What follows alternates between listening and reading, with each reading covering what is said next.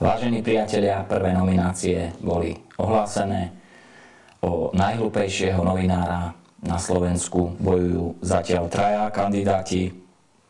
Arpad Šoltes akože glosátor, Martin Pastierovič akože šéf a Martin Janáček akože odborník. Skúsme si približiť týchto troch, čo sú vlastne zač, a pozrime sa na pár mailov, ktoré ste poslali na ich adresu aj s ich hlasmi.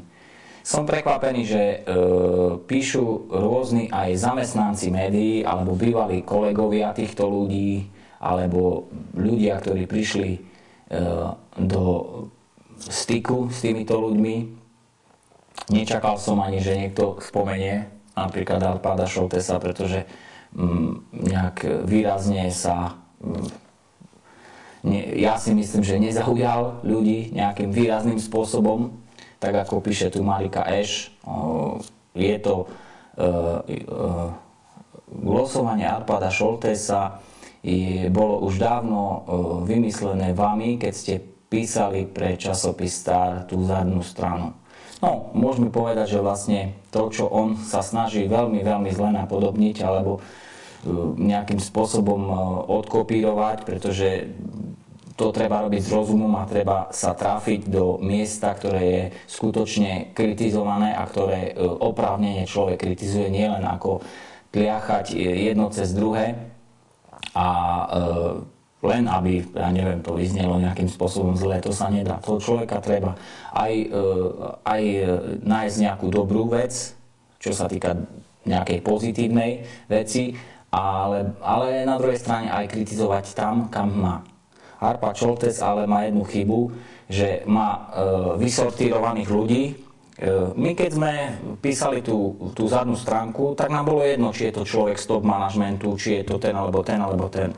Arpad Šoltes sa sústredil iba na tie celebrity, ktoré vlastne sú v tej kategórii bulvárnej, ktorá znesie to, aby im boli hovná hádzané na hlavu. Čiže oni súhlasia v podstate tak, ako keď sú články uverejňované v Novom čase a tak ďalej, súhlasia s tým, aby boli písané aj v takej podobe a v podstate ide im o to, aby boli nejakým spôsobom, mali nejakú publicitu.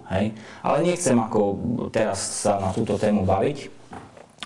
Ďalšie je tu, ako môže moderátor alebo glosátor, keď si hovorí glosátor, jednoducho a ešte s vadou reči zasadnúť za glosovanie a rozprávať niečo, keď mu nie je dobre rozumieť.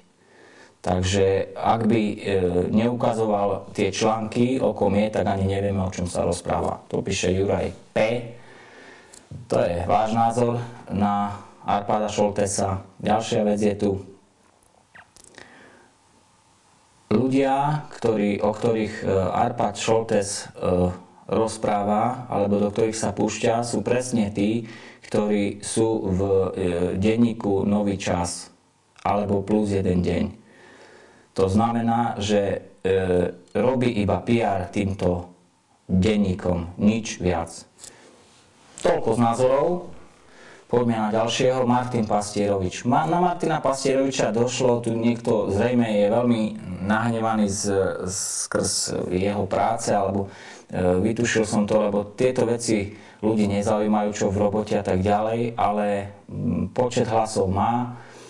Pripomeňme si, že je to bývalý šéf-redaktor skrachovaného, alebo ja neviem, časopisu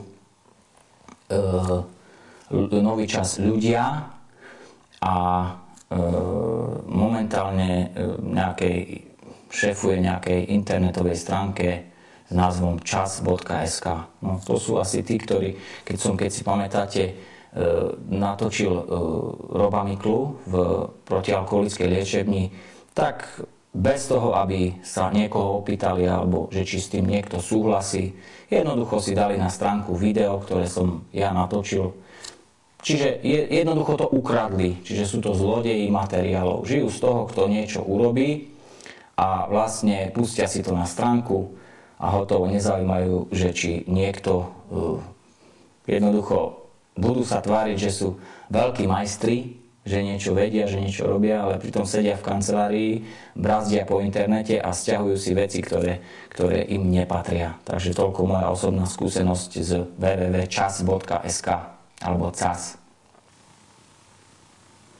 Takže poďme na ďalších. Martin Janáček chodí tu po kanceláriách ako veľký big boss, šéf, tvári sa ako keby zjedol všetku múdrosť sveta a pritom všetko, čo zoberie do ruky, pokazí a musíme to robiť za neho. Neznáma kolegyňa podpísaná. No tak ako o Janáčkovi nemám sa čomu vyjadrovať. Vieme všetci, že nejakým spôsobom sa stále snaží, aj sem tam ho vidno v televíznych novinách ako odborníka na neviem čo, na nejaké v súvislosti so zvieratami som videl. Do našej relácie sa natlačilo ako jediný novinár, ktorý bol ochotný v podstate prísť z toho tábora bulvárneho, pretože to je lacná korisť, keď vám príde takýto novinár a keď viete, že píšu blúd za blúdom a klamstvo a neviem čo. Takže to je, no, ale to je jeho problém. Riadíme sa počtom hlasov.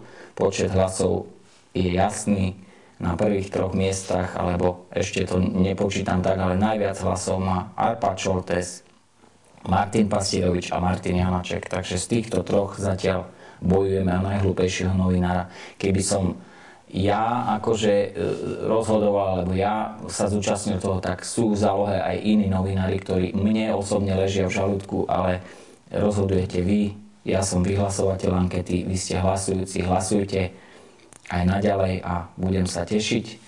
Takže toľko zatiaľ k týmto nomináciám.